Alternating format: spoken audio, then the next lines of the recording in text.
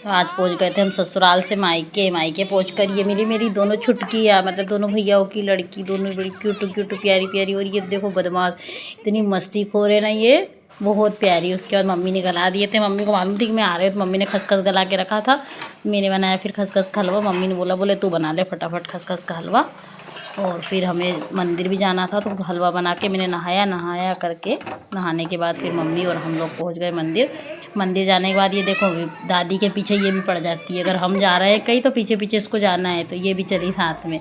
और ये भैया मंदिर में पूजा कम करती है, यह नंदी जी के ऊपर चढ़ के बैठती है, और माता जी के मंदिर में जाएगी सिर पे चढ़ के बैठ जाएगी। इसके ऐसे काम है। उसके बाद हम 2 बज गए थे समथिंग, 2 बजे के टाइम पे हमको थोड़ा, हम निकल गए घूमने के लिए। घूमने के लिए कहाँ जा रहे हैं ये बताएंगे हम आगे। तो मम्मी, भैया, भाभी और सभी बच्चे सब लोग तैयार होके कंप्लीट बैग वैग पैक करके और चल दिए हम अपने डेस्टिनेशन पर।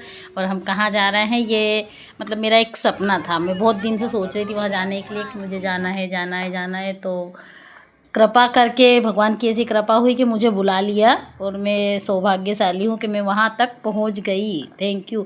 मतलब 5-6-7 घंटे का सफ़र था। सफ़र तय करके हम पहुँच गए थे राजस्थान। राजस्थान में किस जगह जा रहे हैं वो मैं बताऊँगी आपको आगे। तो ये राजस्थान की नदियाँ है जहाँ से वो मतलब कोटा स्टोन वगैरह निकालते हैं ना, ये नदियाँ गर्मी में इनका पानी ख़त्म हो जाता है, तो इनमें से कोटा स्टोन वगैरह निकालते हैं। और ये हमारे बच्चे बैठ बैठ के गाड़ी में बिल्कुल हो गए थे परेशान। तो ये खेल रही थी, इसको खेलने को कुछ नहीं मिला, तो ये इसको बेल्ट मिला, तो ये बेल्ट से खेल रही थी। उसके बाद हमने रास्ते में थोड़ी सी देर रुके थे, वहाँ हमने चाय नाश्ता किया।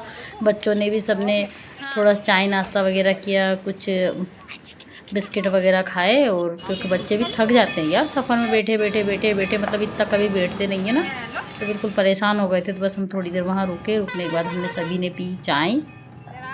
और उस दिन क्या व्रत भी था, कुछ था शायद पता नहीं। तो हमने चाय वाय पी। चाय पीने के बाद और फिर हम चल दिए वापस सफ़र के लिए। और ये हमारी छुटकू हो गई थी परेशानी, इसको सुकून मिला था उतर के, पर वापस बैठ गई गाड़ी में तो फिर होने लगी थी परेशान। उसके बाद पहुंच गए हम अपने डेस्टिनेशन पर। तो हमने यहाँ पर होटल लिया, होटल में रूम लेकर के वहाँ अपने बैग वगैरह रखे, थोड़ा से हाथ मुँह वगैरह धुले। उसके धुलने के बाद हम पहुँच गए हैं अपने डेस्टिनेशन। जो हमारी डेस्टिनेशन है वो है हमारे सांवरिया सेठ। तो वहाँ के लिए हमने लिया प्रसाद। प्रसाद में यहाँ मिलते हैं चूरमे के लड्डू, मतलब एक लड्डू कम से कम ये मानो कि हाँ आधा किलो के करीब का रहता है। अच्छा खूब बड़ा बड़ा लड्डू और मठरी। तो हमने वहाँ के लिए प्रसाद लिया। प्रसाद खैर अंदर देखो चढ़ाने तो नहीं देते, पर हाँ अपन घर पे ले जाने के लिए ले सकते। तो हमने पहले प्रसाद लिया।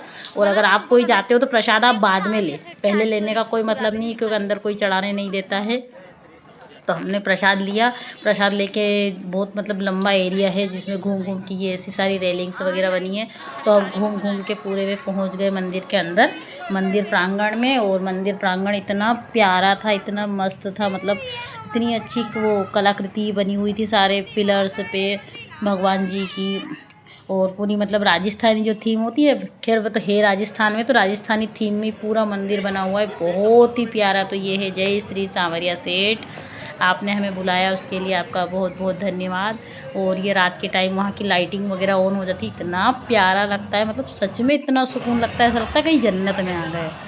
तो ये अंदर हम पहुँच गए थे। और ये है सांवरिया सेठ के दर्शन। तो आप भी मनोकामना के लिए दर्शन करो और अपनी जो मनोकामना है वो पूर्ण करने के लिए भगवान को कहो, और भगवान सच में बुलाता है। मैंने एक बार भैया ने मुझे वैसे ही दर्शन करवाए थे, कुछ समय पहले बड़े बड़े भैया गए थे, उन्होंने दर्शन करवाए थे, तो बस मैंने वैसे ही बोल दिया था। और ये मंदिर के अंदर मोबाइल अलाउ नहीं है, इसलिए अंदर के वो वीडियो नहीं बना पाए। तो बस उसके बाद फिर निकल गए बाहर। बाहर निकलने के बाद इस तरफ में बाहर आ जाते हैं। हमने अच्छे दर्शन, और दर्शन वाकई में बहुत अच्छे से दर्शन हुआ, बिल्कुल सुकून भरा, मतलब आत्मा को तृप्ति हुई कि हम, क्योंकि मैं बहुत सारी जगह बड़ी बड़ी जगह गए हैं, कहीं भी इतने अच्छे दर्शन नहीं मिले जितने अच्छे सांवरिया सेठ में दर्शन मिले। सुबह भी और शाम को भी दोनों टाइम बहुत अच्छे, एकदम जस्ट सामने से दर्शन मिले।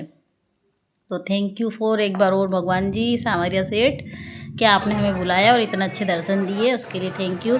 और आरती का टाइम था 8:30 बजे, 8-8:30 की जो आरती होती है वो आरती के टाइम पर ही हम पहुँचे थे। तो हमने आरती के भी दर्शन करे, आरती भी बहुत अच्छे से मिल गई। थोड़ी सी भीड़ थी पर हाँ फिर भी अच्छा लगा।